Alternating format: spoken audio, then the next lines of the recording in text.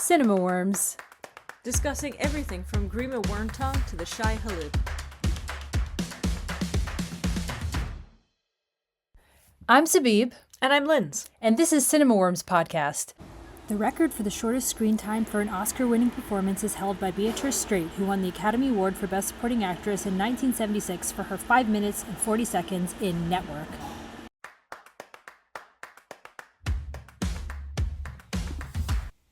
I am so excited to be talking about Clueless today, and despite my demands that time stop its inexorable march forwards, it continues to do so, resulting in the 1995 classic Clueless being shown at our local cinema for a 30th anniversary. I am not okay with this. Dun dun dun. Why? The restless, gropey hands of Father Time continue to fumble at our souls. Nice. Yeah, thanks. Clueless is a rarity in multiple ways, not least because it's one of the few good modern, come for me, I will fight you, teenage adaptations of classic books and or plays. The others being, again, I will fight you for these being the few good ones, 10 Things I Hate About You, which was an adaptation of Shakespeare's The Taming of the Shrew. She's the Man, a personal favourite of mine, an adaptation of Shakespeare's Twelfth Night. She's All That. So she's both the man and all that. An adaptation of George Bernard Shaw's Pygmalion. And of course, Cruel Intentions, which was adapted from Les Liaisons Dangereuses, aka Dangerous Liaisons, the 1792 novel by Pierre Chodelors de Lacos, which I have a name which I've butchered far more than I butchered the title of his book. Clueless is, of course, an adaptation of Jane Austen's 1815 classic Emma, and it is a relatively faithful one. Now, the film was written and directed by Amy Heckerling, great name, who had her breakout hit with Fast Times at Ridgemont High, and also wrote, amongst others, Look Who's Talking, which walked so that Boss Baby could toddle. And it features Alicia Silverstone as warm-hearted but frequently overstepping teenage fashionista Cher Horowitz, and her best friend Dion, who is played by Stacey Dash. The high point of Dash's career should be, in my opinion, the fact that she starred in the music video for The Best Things in Life Are Free, which was a duet between the late male love of my musical life, Luther Vandross, and Janet Jackson, who's fine. Cher fancies her skills as a matchmaker. And during the course of Clueless, she decides to try pairing up various couples, including her new friend Ty, played by the also late and great Brittany Murphy, with a guy in their group called Elton, who is, of course, the representation of Mr. Elton from the original Emma, as well as 2 teachers at her school, the general thinking being that these teachers will be happier and less grumpy and give it better grades for their students if they're shacked up together. However, Cher finds out that life does not always go according to her wishes, and not least because her stepbrother Josh, who is her stepbrother from like 2 divorces ago, played by an unbelievably cherubic, beautifully dorky, seraphimlic, gorgeous Paul Rudd, who is maybe wearing eyeliner, but who knows, who cares, is showing interest in Ty. Could Cher be jealous? Could Cher be wrong? Could Cher be clueless? No, this film is extremely quotable. You've been actually quoting it since we left the cinema about 15 minutes ago. You've been screaming as if running around the house. So, As if! It is a beautiful... No, actually, I kind of want to say this because there is... it's an obvious forerunner of the 2001 film Legally Blonde. There is, and I feel like I must nod to this, there's a teeny conspiracy theory on the internet. I mean, there's lots of conspiracies, but this specific one is that Legally Blonde is a standalone sequel to Clueless that presumes that Cher Horowitz changed her name to Elle Woods and has different parents and is a different actress. Anyway, it's a was written and directed by a different person. Yes, but you know what? Clueless strutted so that Legally Blonde could bend and snap. Now, I'm guessing it's been a while since you've seen this film, and I saw it when I was 10 in cinemas. I remember it very well. It was very popular at the time. We all quoted it. It was great. What are your feelings about Clueless? I was slightly too young to see it in theaters, but Tiny baby. I saw, at some point as an adolescent, and I've seen it a few times, and it is a joy.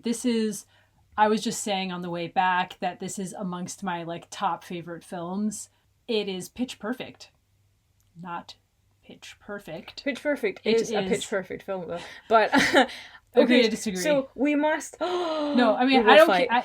Pitch Perfect is fine. I'm just not obsessed with it like you. Listeners, you will understand why we get divorced. Because Pitch Perfect is amazing. However, I have to flag this up, okay? There is... Clueless stands up really well. I agree with you. There is an egregious use of, and what I will quote, I counted 1.5 R words, which I did not like, and I forgot was in it, and the audience gasped in horror every time it happened. We were all like, please, God, it why? was the ditzy, casual throwing around of offensiveness. We don't like the slurs, and apart from that, though that sort of feels like saying, apart from that, Mrs. Lincoln, how was the play? But apart from the bulleted slurs, otherwise 1.5. 1.5. Still 1.5 too many. It stands up pretty well. What do you think about it? You were a fan of the 90s outfits, I feel like, the style of the time. Not the boys. The boys all look trash on purpose. Yes. But the girls are well dressed, they're tailored. Really, it's Cher. She's giving style inspo. There's a certain ridiculous, like, Californian, ditzy, but classy vibe she has going on, right? With her sheer dress up shirts and her like cute little like mini skirts and her like chunky heels and her lipstick. It's just giving fab. It's giving 90s fab, and I loved it. This film is just such a delight. Obviously, like you're saying, it's a pretty faithful Emma adaptation. Yeah. So you have this baseline of Austinian wit. Ostentatious wit. You do, yeah. To plug Lindsay's ostentatious series with Harlequin. Yeah. So yeah, it has this very strong baseline of a sparkling wit and satire and tension, actually, in the plotting and twists and turns. And it is just, they don't make films like this, right? Like, to me, it's actually even outside the canon of 90s and early 2000s teen films, because it is in a league of its own. It is hilarious in a way. Like, it's super woke, actually. When it's not woke, it really isn't, but it's also mostly very woke. The pendulum swings in both directions, because there are 3 different references to queer things in there. I challenge you on they don't make films like this now, because I would meet you in the ring with Booksmart. It's very, very Booksmart, yes, a different kind of film, but very whatever quotable. 2010s, whenever it came out, 2019. Oh, don't say that. I'm not. I know, I hate it. I take it back. I'm sorry. I take it back. Oh my God, I take it back. I regret it. That long ago? It was 2019 was when we met. I'm pretty sure it's 2019. I think it was, actually, yeah. So it's 2019. It's that of that era, yes. But this has everything. It's just fully rounded. It's hilarious. It's actually quite whip smart. And it's just, I love it. I love it. I love the performances. And I even forgive Alicia Silverstone for being a vaccine skeptic or whatever, and Stacey Dash for being a conservative. Firstly, Alicia Silverstone, who now eats plants off the side of the road without checking what they are, and Stacey Dash, who has a memoir called From Clueless to Conservative. Bitch! I would argue those are the same word. But anyway... Thank you for screaming loudly, bitch, into the microphone. That's all I had to say about that. Anyway. This is when they peaked. I'm not trying to be sexist against women. I'm just saying in their moral and creative lives. Those two, certainly. I mean, of course, we know Donald Faison's in it. He plays Dion's boyfriend, Murray, and he went on to great fame in Scrubs. And obviously Wallace Shawn is in it. Wallace Shawn being in one of the most famous films of all time, The Princess Bride, which has also stood the test of time as more of a love story.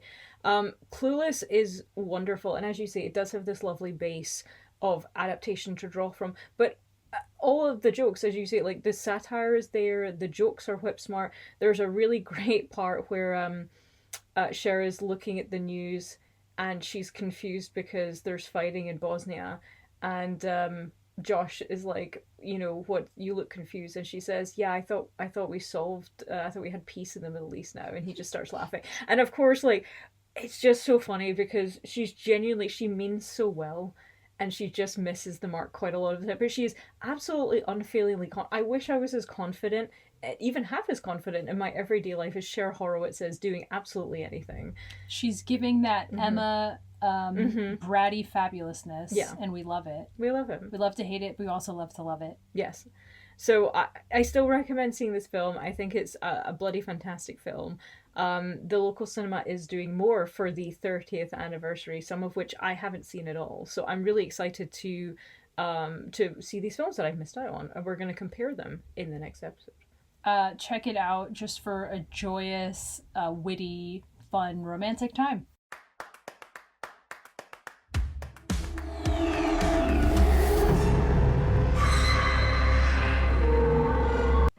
So we also went to see There Will Be Blood.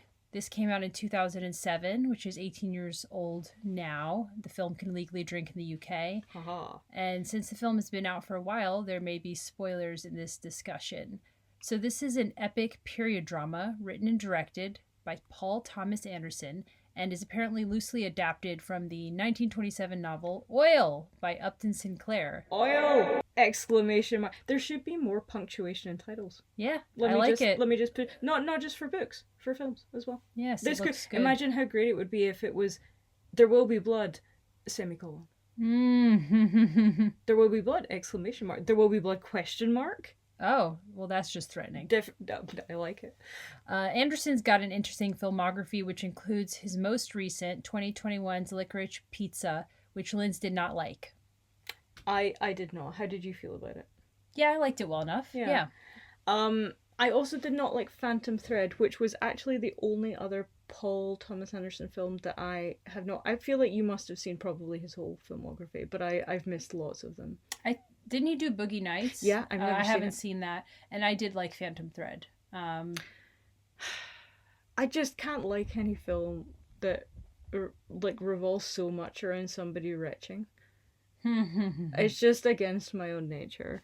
Anyway. So in There Will Be Blood, the film features Daniel Day-Lewis getting real method in madness with the character of Daniel Plainview, a mining grifter who considers himself an oil man and something of a smooth talker. It also stars Paul Dano as both Paul and Eli Sunday. Paul alerts Plainview to the existence of oil at the Sundays family farm, while his brother, Eli, is a young preacher who thinks Daniel is a sinner and a scourge upon his religious town. Scourge. I'm just trying to read what is written, and I'm like, whoa, scourge. Scourge. It's a good word. Yeah. Eli is not wrong, as Plainview has committed several questionable acts, including adopting a mining colleague's baby when the man dies in order to pretend that the boy is Plainview's own son, allowing him to act like a family man. Not just an oil man, but a family man. All right, Plainview. I mean, the film pretty much revolves around him, so... And I would just add that throughout the film, we are following years of Daniel Plainview's entrepreneurial, ambitious striving as he finds oil fields and he tries to expand his business across early 1900s America. And we are up close and personal with his expanding bitterness and greed. Now, you'd seen this film before, right? Yeah. And I had never seen it before. So, it was an intriguing watch. An uncomfortable watch, an intriguing watch. And when we came out, you asked me what I thought. And I kind of want to just delve into some of those psychological aspects here. Plainview is not a good guy, and that's quite an interesting thing to watch a lot of the time, but we were kind of talking on the way home about how kind of narcissistic he is. Everything is kind of done to him, against him, or for him.